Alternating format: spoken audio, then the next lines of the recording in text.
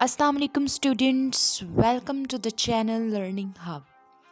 This channel is going to give you information about different topics relevant to English literature and linguistics. Today our topic is gerund. We are going to discuss gerund in a very detailed manner. So let's start. What is gerund? Gerund है क्या? सबसे पहले हम इसके simplest definition की तरफ देखते हैं कि जेरेंड को हम किस तरीके से डिफाइन करते हैं। जेरेंड हमारी आईएनजी फॉर्म होती है एक वर्ब की, जबकि वो फंक्शन करती है नाउन की तरह। मतलब कि वो होता वर्ब है, लेकिन उसके आगे हम आईएनजी लगा देते हैं तो वो हमारे पास नाउन की तरह काम करे, तो उसको हम जेरेंड कहेंगे। फॉर्मली हमारे पास इसका जो स्ट्रक्चर है वो फर्स्ट फॉर्म ऑफ वर्ब, जिसको हम बेस फॉर्म भी कहते हैं, प्लस आईएनजी होता है और वो काम करता है नाउन की तरह। और नाउन की तरह वो कैसे कैसे काम करेगा? सब्जेक्ट के तौर पर भी, ऑब्जेक्ट के तौर पर भी, कंप्लीमेंट के तौर पर भी, या ऑब्जेक्ट ऑफ अ प्रपोजिशन वगैरह वगैरह।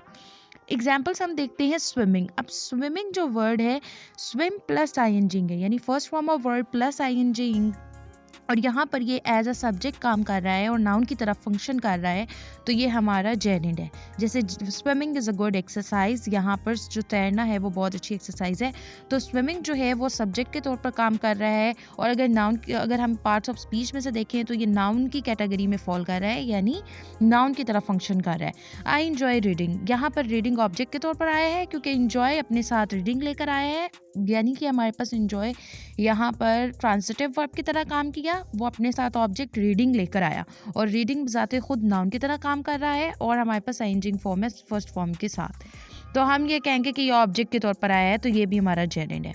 नेक्स्ट है फॉर्म एंड अपीयरेंस। फॉर्म और अपीयरेंस में अगर हम देखें तो ये जो हमारी शक्ल नज़र आ रही है एग्जैक्ट प्रेजेंट पार्टिसिपल की तरह है, यानी दोनों के पास प्रेजेंट पार्टिसिपल प्लस जेरेंड, दोनों के पास फर्स्ट फॉर्म होती है और आईएनजी होती है।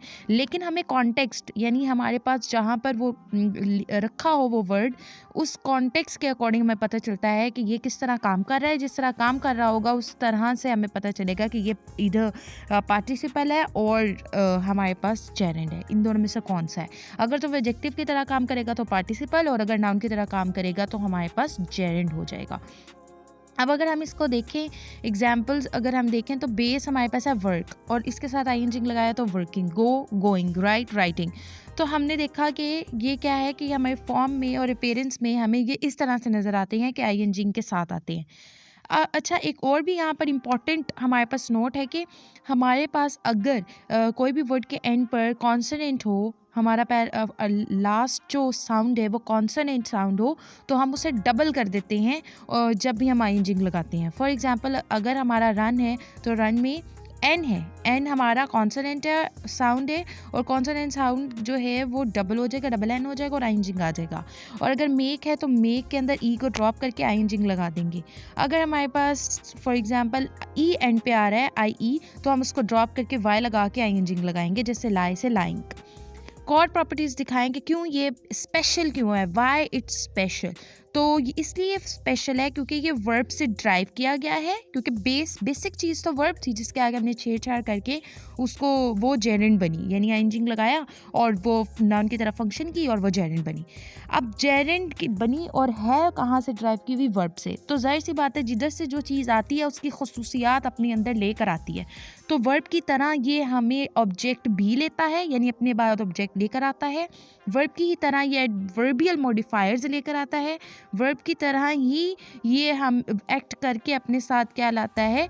किसी भी ऑब्जेक्ट को लाता है। जैसे रीडिंग द बुक, रीडिंग यहाँ पर जेरेंड के तौर पर काम कर रहा है, और द बुक जो आया वो यहाँ पर रीडिंग की क्वालिटी एज अ वर्ब दिखा रहे हैं कि वो अपने साथ ऑब्जेक्ट के तौर पर वर्ब को लेकर आया है। तो यहाँ पर एडवर्बियल मॉडिफायर कैसे हुआ कि रीडिंग क्वाइटली, रीडिंग यहाँ पर जेरेंड है और बाद में क्वाइटली जो लेकर आया है वो एडवर्बियल मॉडिफायर है, तो ऑटोमेटिकली वर्ब की करेक्टरिस्टिक्स भी इसके अंदर हैं, ठीक है, क्योंकि इसका पीछे से रूट जो है वो क्या है? वो वर्ब है।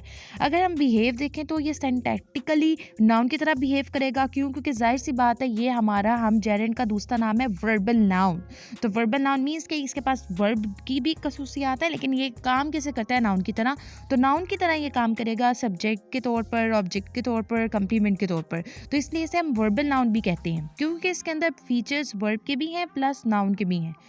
तो इसलिए, ठीक है। तो हमें पता चलता है कि यहाँ पर ये क्या करता है कि इसमें वर्ब के फीचर्स भी हैं। क्यों? क्योंकि ये ऑब्जेक्ट लेकर आ रहा है, एडवर्ब मॉडिफायर्स लेकर आ रहा है, लेकिन फंक्शन कैसा करता है? नाउन फ्रेज की तरह। अगर मेन ग्रामेटिकल फंक्शन देखें तो सब्जेक्ट की तरह काम करेगा। कैसे? स्मोकिंग इज़ हार्मफुल, तो यहाँ सब्जेक्ट के तौर पर जेरिन काम कर रहा है, क्योंकि ये स्मोकिंग, स्मोक और प्लस आईएनजी स्टार्ट में आ गया। फिर सब्जेक्ट कम्प्लीमेंट यानी बी वर्ब के बाद आ रहा है। कैसे? हर फेवरेट हॉबी इज़ प्लेइंग, तो यहाँ पर इसके बाद पेंटिंग आ रहा है, तो ये सब्जेक्ट के तौर पर काम कर रहा है। डायरेक्ट ऑब्जेक्ट है वर्ब का, क्योंकि वर्ब के बाद डायरेक्टली आ रहा है, तो आई एंजॉय स्विमिंग, तो डायरेक्ट ऑब्जेक्ट हुआ किसका? वर्ब का। फिर है object of a preposition, preposition के ऑब्जेक्ट के तौर पर आ रहा है। क्यों? क्योंकि प्रेपोजिशन के बाद फोरी आ रहा है। जैसे she is good at painting, तो एट पेंटिंग, तो एट हमारा प्रेपोजिशन, उसके बाद पेंटिंग आया है। प्रेपोजिशंस जो हैं उसके बाद जब ये आया तो हम वहाँ पर जेरिंड इस्तेमाल करते हैं, लेकिन कभी भी इन्फिनेटिव्स के बाद नहीं, जैसे before living, after finishing, instead of going.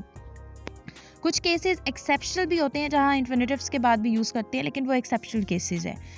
तो उसके बाद है कि हमारे पास कुछ certain adjectives plus preposition patterns होते हैं। जैसे he is afraid of flying, तो हमने क्या किया? एफ्रेड जो है वो हमारा एक सर्टेन एडजेक्टिव है, उसके बाद प्रपोजिशन आया, तो उसके बाद जेरेंड आया है, ठीक है। She is interesting in learning Urdu, तो अल्टीमेटली हमारे पास इंटरेस्टेड, उसके बाद इन, उसके बाद लर्निंग आया है, तो हमें पता चला कि ये सर्टेन एडजेक्टिव्स के बाद, प्रपोजिशंस के बाद हमारे पास एक जेरेंड आता है। फिर अपोजिटिव्स या जिसको हम नाउन मॉडिफायर्स भी कहते हैं। अब the idea of starting early is good, अब स्टार्टिंग जो है वो हमारे पास क्या है? वो एक नाउन मॉडिफायर है, ठीक है। अब यहाँ पर ये नाउन मॉडि इसको कैसे कर रहा है? क्योंकि आइडिया को पीछे के लिए बेसिकली आइडिया को कर रहा है, तो ये पूरी फ्रेज हमारी नाउन मॉडिफायर है। अपोजिट हमारे पास ऑपोजिटिव्स है, तो हमें अल्टीमेटली पता चला कि आइडिया जो है वो हमारा सब्जेक्ट है ऑफ स्टार्टिंग ऑफ हमारा प्रपोजिशन, और प्रपोजिशन के बाद स्टार्टिंग आ गया, और ये हमें क्या कर रहा है? ये नाउन मॉडिफायर के तौर पर। तो सब्जेक्ट है पैसिव आइडिया में। अब सब्जेक्ट पैसिव आइडिया जब हो, यानी पैसिवली बात हो रही हो, तो वहाँ पर ये सब्जेक्ट के तौर पर आता है। जैसे with being, having been, being asked to wait annoyed him, तो being asked to wait annoyed him में जो हमें पता चला कि ये पैसिवली जो है वो स्टार्ट में बीइंग के तौर पर आया है। फिर हैविंग बीइंग, हैविंग हैव के साथ आईएनजी आया है, और फिर बीन आया है। फिर टोल्ड वी लेफ्ट, तो यहाँ पर जो हैविंग बीन है ये परफेक्ट जेरेंड है। क्यों? क्योंकि हैव और प्लस बीन, तो ये हमारे पास परफेक्ट जेरेंड हो गया। नेक्स्ट हमारे पास जेरेंड फ्रेज। जेरेंड जो है वो कभी जो भी, अब देखो जेरेंड फ्रेज के अंदर कौन हेड होगा? जेरेंड ही होगा। तो हमें पता है कि जेरेंड फ्रेज का हेड जेरेंड ही होगा। इसका स्ट्रक्चर देखें तो gerund plus object plus modifier, यानी इस तरह से ये हमारे सेंटेंस में नजर आएगा। पहले जेरेंड आएगा, फिर ऑब्जेक्ट और फिर मॉडिफायर। तो reading the long letter carefully took all morning, तो रीडिंग हमारा क्या आ गया? जेरेंड प्लस ऑब्जेक्ट आया, लेटर, और उसके बाद मॉडिफायर केयरफुली आ गया।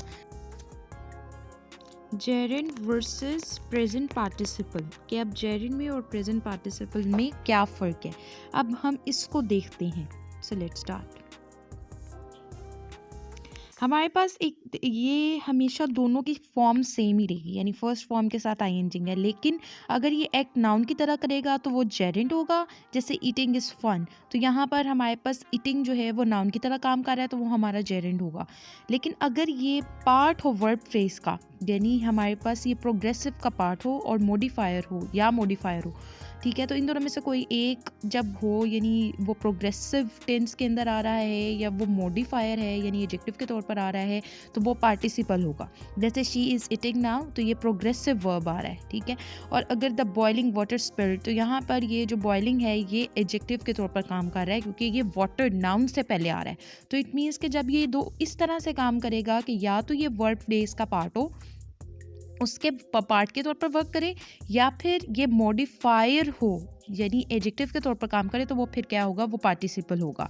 अब ये अगर आपने चेक करना है कि ये नाउन की तरह काम कर रहा है या एडजेक्टिव की तरह या वर्ब फ्रेज में, तो उसके लिए फिर आपको उस वर्ड को, पर्टिकुलर वर्ड को, आईएनजी वाली फॉर्म को आपको नाउन से रिप्लेस, प्रोनाउन से रिप्लेस करना पड़ेगा। अगर तो वो रिप्लेस हो जाता है, रिप्लेस करने से उसके मीनिंग्स वैसे ही रहते हैं, कोई जो है वो चेंज नहीं आता, तो वो जेरेंड है, क्योंकि हमेशा नाउन ही रिप्लेस होगा प्रोनाउन से। तो अगर नाउन ही वो रिप्लेस हो गया प्रोनाउन से, तो वो जेरेंड होगा, क्योंकि जेरेंड नाउन की तरह काम करता है। अगर वो रिप्लेस होकर मीनिंग नहीं दे रहा, तो इट मीन्स कि वो जेरेंड नहीं है, वो पार्टिसिपल है। For example eating fish, eating क्या, ठीक है, तो क्या हम इसको ये कह सकते हैं कि eating fish I feel good, तो फिर मैं कहूँगी इट इज़ अ फन, तो येस मैं ईटिंग फिश को इट से रिप्लेस कर सकती हूँ, तो इट मीन्स कि ये यहाँ पर नाउन का किरदार अदा कर रहा है, तो इट मीन्स कि ये क्या हुआ, ये जेरेंट हुआ, ठीक है। फिर अब वर्ब जो नॉर्मली जेरेंट को किस तरीके से लेते हैं, बहुत से वर्ब्स होते हैं जो हमेशा जेरेंट से फॉलो करते हैं, यानी ऑब्जेक्ट जो है वो इक्वल होगा जेरेंट के, ऑब्जेक्ट हमेशा नाउन ही काम करता है ना एज एन ऑब्जेक्ट या प्रोनाउन, तो यहाँ पर हमारे ऑब्जेक्ट जो है वो और जेरेंट के इक्वल होगा, यानी वो उसकी तरह काम करेगा। वो वर्ब लिस्ट हमारे पास नीचे दी गई है। सबसे पहले आती है जी वर्ब्स ऑफ लिंकिंग, प्रेफरिंग या फीलिंग। अब इसमें कौन कौन से हैं, enjoy, like, dislike, hate, prefer, adore, detest, इनके बाद हमेशा जेरेंट आता है, जैसे आई एंजॉय रीडिंग। फिर वर्ब ऑफ मेंटल एक्टिविटी या परसेप्शन या thinking, admit, deny, imagine, suppose, remember, forget, recall, recollect, इनके बाद हमेशा जेरेंट अक्सर आता है। तो क्या है, ही डिनाइड स्टीलिंग द बुक, तो स्टीलिंग के बाद द बुक आया ऑब्जेक्ट के तौर पर, और स्टीलिंग क्या हुआ, वो जेरेंट हो गया। अब वो कह रहे हैं कि ये नोट करें कि रिमेंबर और फॉरगेट चेंज कर सकता है मीनिंग को जेरेंट वर्सेस इन्फिनेटिव में, ठीक है। ये अब आपने थोड़ा सा ख्याल रखना है, ये जिनके ऊपर स्टार हैं जैसे रिमेंबर, फॉरगेट, रिकॉल और रिकलेक्ट, तो वो हमें अकॉर्डिंग टू द कॉन्टेक्स्ट ही समझना है। फिर अब वर्ब्स ऑफ फिनिशिंग, स्टॉपिंग या पोस्टपोनिंग, उसके अंदर आता है finish, stop, quit, give up, postpone, delay, put off, avoid. They stopped smoking, अब स्टॉप के बाद स्मोकिंग आया जो कि ऑब्जेक्ट के तौर पर आया, जो कि नाउन की तरह काम कर रहा है, तो वो जेरेंट है। वर्ब्स ऑफ प्रैक्टिस, हैबिट या स्किल, जिसमें practice, consider, risk, suggest, recommend, admit, involve, include. She suggested going there, तो सजेस्टेड के बाद गोइंग आ रहा है, तो वो जेरेंट है। वर्ब्स विद प्रपोजिशन, और ऐसे वर्ब्स जो प्रपोजिशंस के साथ होते हैं ऑब्जेक्ट पैटर्न्स में आते हैं, जैसे insist on, look forward to, be used to, accustomed to, ये सारे के सारे जेरेंट रिक्वायर करते हैं प्रपोजिशंस के बाद, जैसे I look forward to meeting you, तो टू के बाद मीटिंग आया। फिर वर्ब ऑफ सेंसेशन, परसेप्शन, इनका ऑब्जेक्ट प्लस जेरेंट आता है, जैसे see, hear, watch, notice, feel. अब जब हम ऑब्जेक्ट के साथ इसे यूज़ करते हैं आईएनजी के ये दिखाने के लिए कि एक इनकम्प्लीट एक्शन है, आई सॉ देम प्लेइंग, तो एक्शन जो है वो इन प्रोग्रेस है। नेक्स्ट हमारे पास आ जाता है वर्ब्स जो फॉलो करते हैं इन्फिनेटिव्स से वर्सेस जेरेंट से। तो कुछ वर्ब्स जो होते हैं वो अपने साथ इन्फिनेटिव्स लेकर आते हैं, यानी टू प्लस बेस फॉर्म, ठीक है, वर्ब की, और कुछ जो होते हैं वो जेरेंट लेकर आते हैं, ठीक है। और कुछ ऐसे होते हैं जो दोनों को एक्सेप्ट करते हैं अपने लार्ज या लिटिल चेंजेस के साथ अपने मीनिंग्स के। कॉमन वर्ब्स जो कि इन्फिनेटिव्स लेकर आते हैं वो होते हैं decide, hope, plan, want, promise, accept, afford, learn, agree, refuse और मैनेज। कॉमन जो वर्ब्स जो यूजुअली फॉलो करते हैं जेरेंट से वो होते हैं जो हमने ऊपर ऑलरेडी डिस्कस कर दिए हुए हैं। वर्ब्स जो फॉलो करते हैं दोनों से, मतलब दोनों में से कोई भी, वहाँ पे इतनी चेंजेस नहीं होती, जिसमें आते हैं begin, start, continue, love, hate, like, दोनों पॉसिबल हैं, जैसे आई स्टार्टेड टू रीड या स्टार्टेड रीडिंग। कुछ वर्ब्स होते हैं वो चेंज कर देते हैं मीनिंग्स को, जेरेंट वहाँ पर इन्फिनेटिव्स के इक्वल नहीं होता। उसमें कौन होता है, remember, forget, stop, try and regret. Remember doing यानी रिकॉल आप कर रहे हो पास्ट को, I remember meeting him. Remember to do, यहाँ पर इसका मतलब है नॉट फॉरगेट टू परफॉर्म, यानी आप भूले नहीं हो कुछ भी परफॉर्म करने के लिए। रिमेंबर टू कॉल, आप बुलाने के लिए रिमेंबर कर रहे हो, तो बुलाने के लिए रिमेंबर कर रहे हो, तो ये आपका क्या है, ये इन्फिनेटिव और जेरेंट दोनों के मीनिंग्स में चेंजेस हैं। फॉरगेट में भी फॉरगेट डूइंग कुछ और होता है, फॉरगेट टू डू कुछ और होता है। फॉरगेट डूइंग होता है कि आप किसी चीज़ के बारे में जो कि पहले हो चुकी है उसके बारे में भूल चुके हो, और फॉरगेट टू डू इसका मतलब है आप कोई चीज़ करने में नाकामयाब हो गए हो, यानी फेल टू डू समथिंग, कोई चीज़ आपने करने में नाकामयाब हो गए। स्टॉप में भी ऐसे स्टॉप डूइंग होती है कि आप किसी एक्टिविटी को ख़त्म कर दिया। स्टॉप टू डू का मतलब होता है कि आपने ख़त्म कर दिया, इसलिए रुक के, इसलिए ताकि आप चीज़ कुछ और करो। फिर ट्राई होता है, ट्राई डूइंग होता है कि आपने कोई एक्सपेरिमेंट किया। ट्राई टू डू होता है कि आपने कोई एफर्ट की। रिग्रेट होता है, रिग्रेट डूइंग होती है कि आप जब किसी चीज़ पास्ट एक्शन के लिए सॉरी कर रहे होते हो। रिग्रेट टू से यानी फॉर्मल अनाउंसमेंट होता है किसी भी बैड न्यूज़ के लिए, तब आप कहते हो I regret to say that, कि मुझे ये बताते हुए बहुत अफसोस हुआ। तो उसके बाद आता है जी जेरेंट प्रपोजिशंस के बाद।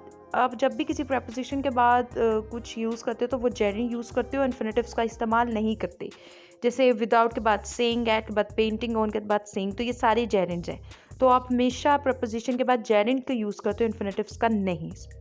फिर वर्ब प्लस पोजेस जितने भी प्रपोजिशन कम्बिनेशन हमें नज़र आते हैं यानी फ्रेजल वर्ब्स, वो उनको जेरंड की ज़रूरत होती है अगर वर्ब फॉलो करता है प्रपोजिशन से। जैसे he is interested in learning, तो अब यहाँ पर क्या हुआ है कि इन आया है, तो इनके बाद अब हम जेरंड की ज़रूरत है कि जेरंड उसके कंप्लीट मीनिंग्स में दे। एक्सेप्शनल अगर हम चीज़ें देखें तो सर्टेन एडजेक्टिव्स के बाद हम इन्फिनेटिव्स लेकर आ सकते हैं, वो कभी होता है, यानी वो एक्सेप्शनल केसेस है। जैसे it is necessary to do, लेकिन प्रपोजिशन के बाद हमेशा हम क्या करते हैं, जेरंड ही देकर आते हैं।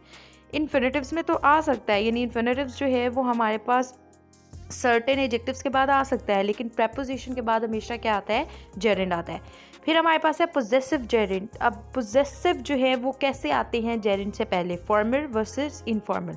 फॉर्मल में जो हमारी प्रिस्क्रिप्टिव ग्रामर होती है वहाँ पे हम पोजेसिव प्रोनाउंस कौन कौन से, माई, योर, हिज, ऑन और देयर, ये सारे, इनसे पहले एक जेरंड आता है। जैसे I object to his leave early, I object to his leaving early, तो ये फॉर्मली आप हिज के बाद जो है वो लिविंग लगा रहे हो ताकि आप किसी एक्शन को जो उससे बिलोंग करता है उस पर जोर दे सको। इनफॉर्मल में आप क्या करते हो कि बहुत से स्पीकर ऑब्जेक्ट प्रोनाउन को इस्तेमाल करते हैं, जैसे ये I object to him leaving early, तो ऑब्जेक्ट यूज़ करके टू हिम। अब यहाँ पर क्या है, हिम जो है वो हमारा प्रोनाउन है और लिविंग जो है वो हमारे पास जेरंड आ गया। ये स्पोकन में होता है, ये हमारे पास इनफॉर्मल वे में होता है। फिर हम अगर एग्ज़ाम राइटिंग या फॉर्मल कॉन्टेक्स्ट को देखें तो पोजेसिव जो है वो फॉलो करते हैं। जैसे योर डूइंग, ठीक है, योर डूइंग में योर हमारा पोजेसिव है, डूइंग हमारा जेरंड है, तो अल्टीमेटली जो पोजेसिव्स के बाद वो जेरंड आ रहे हैं, ठीक है। तो ये भी हमारी निशानी होगी कि एक जेरंड जो है वो पोजेसिव के बाद भी आते होते हैं, प्रपोजिशंस के बाद आते होते हैं, उसके बाद सर्टेन वर्ब्स थे जो ऊपर डिस्कस किए उनके बाद आते होते हैं।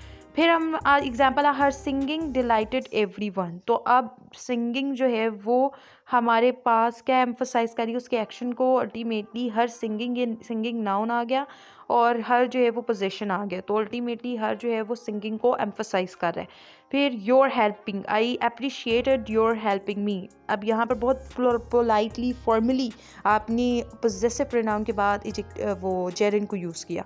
फिर परफेक्ट जेरंड्स या पैसिव जेरंड्स जो टाइम सीक्वेंस या वॉइस यानी पैसिव वॉइस के अकॉर्डिंग होते हैं।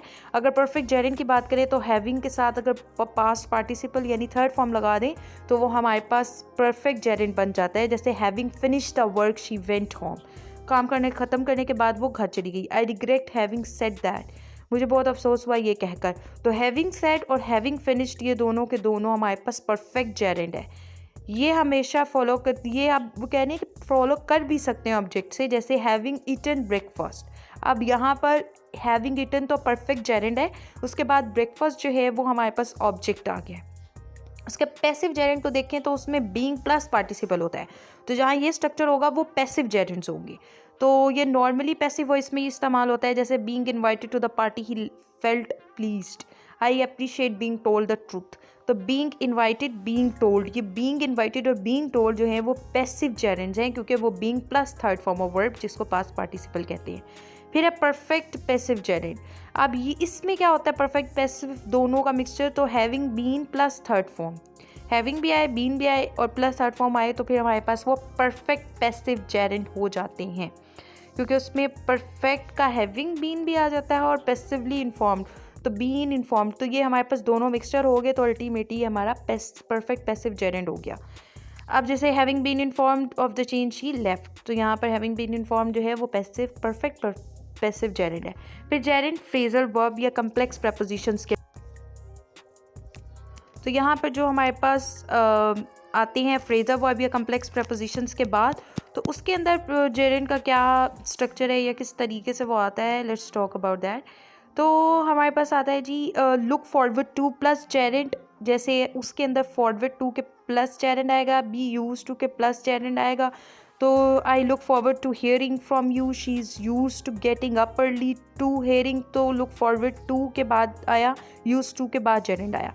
तो लुक फॉरवर्ड टू या गेट टू, यूज टू या to committed to oppose to, ये सारे के सारे अपने बाद जेरंड लेकर आते हैं टू के साथ, ठीक है। टू प्रपोजिशन है लेकिन इन्फिनेटिव मार्कर नहीं है, यानी वो इन्फिनेटिव के तौर पे यूज़ नहीं हो रहा, वो प्रपोजिशन के तौर पे यहाँ पर टू यूज़ हो रहा है। नेक्स्ट हमारे पास आ जाता है कि जो जेरंड है वो हमारे पास पैसिव मीनिंग्स में कैसे आता है, यानी नॉर्मलाइजेशन कैसे होती है। सो नॉमिनलाइजेशन जो होती है वो हमेशा जेरेंड कन्वर्ट कर देते हैं प्रोसेस में कि वो एब्स्ट्रैक्ट नाउन बन जाए। जैसे हमारे पास आता है द टीचिंग ऑफ इंग्लिश, तो टीचिंग को नाउन के तौर पे किया तो टीचिंग इज़ रिवॉर्डिंग, तो ये हमारे पास एब्स्ट्रैक्ट नाउन के तौर पर काम कर रही है। तो लेकिन केयरफुल रहें कि टीचिंग नाउन है और जो टीचिंग द टीचिंग नाउन है, जबकि जो टीचिंग है वो जेरेंड फ्रेज है। तो ग्रामर टेस्ट में आप जो है वो क्या कर सकते हैं, वो काउंटेबिलिटी चेक कर सकते हैं या प्रोनाउन से रिप्लेस कर सकते हैं। जैसे द टीचिंग वाज एक्सीलेंट, तो यहाँ पर जो द टीचिंग है वो हमारे पास नाउन के तौर पर आ रहा है, ठीक है। फिर जेरेंड वर्सेस नाउन प्लस नॉमिनलाइजेशन, कुछ आईएनजी के साथ वर्ड्स आते हैं और वो फंक्शन करते हैं प्योरली नाउन्स की तरह। तो अब हमें ये पता है ना कि जो नाउन की तरह प्योरली करेंगे वो जेरेंड्स ही होंगे और उनके साथ डिटर्मिनर्स भी आएंगे, एडजेक्टिव डिफरेंटली भी आ सकते हैं। जैसे द बिल्डिंग, तो द स्ट्रक्चर, ये स्ट्रक्चर है हमारे पास नाउन का। बिल्डिंग हाउस, ये एक्शन है, तो ये जेरेंड फ्रेज है। जहाँ एक्शन शो करेंगे वो जेरेंड फ्रेज होगी, जहाँ structure as a noun use करेंगे तो वो हमारे पास नाउन होगा। तो उसके बाद आ जाता है कॉमन एरर्स जो स्टूडेंट्स करते हैं। So let's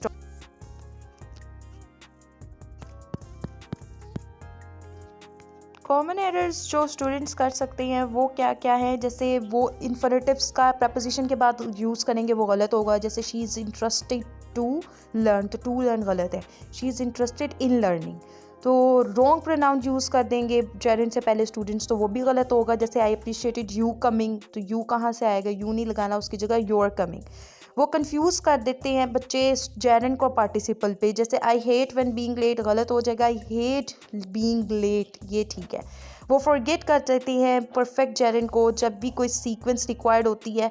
after finishing the work the teacher left, ये बिल्कुल ही मशकूक सा, अजीब सा, अनक्लियर सा सब्जेक्ट उन्होंने कर दिया, इस तरह से करना है। After having finish the work, तो यहाँ पर परफेक्ट जेरेंड लगाना है। तो उसके बाद आ जाते हैं वो जेरेंड को वर्ब्स के बाद यूज़ कर देते हैं जबकि इन्फिनेटिव लगाना होता है, तो वो भी गलत है। जैसे ही डिसाइडेड गोइंग, तो ये गलत हो गया। ही डिसाइडेड टू गो, वहाँ इन्फिनेटिव ज़रूरत होती है तो वहाँ इन्फिनेटिव लगाएंगे। तो ये जो है वो बच्चे इस तरह से उसे गलत कर देते हैं। तो ये हमारा सारा लेक्चर था जेरेंड के ऊपर, जिसके ऊपर हमने बहुत एक कंप्रीहेंसिव सा लेक्चर डिस्कस किया। जेरेंड के रूल्स देखे और मेजर चीज़ें देखी कि जेरेंड अगर नाउन की तरह काम करेगा तभी आईएनजी फॉर्म वाली जेरेंड होगी। अगर वो पार्टिसिपल के तौर पर आईएनजी वाली फॉर्म कर रही है तो वो पार्टिसिपल के तौर पर काम करेगा। तो ये सारे का सारा, उसके बाद हमने रूल्स को देखा कि कब कब जेरेंड आ सकता है, कौन से वर्ब्स लेकर आ सकते हैं और कौन से वर्ब्स नहीं, उनको हमने डिस्कस किया। That's all from my side. If you like the video then comment share. Thank you so much.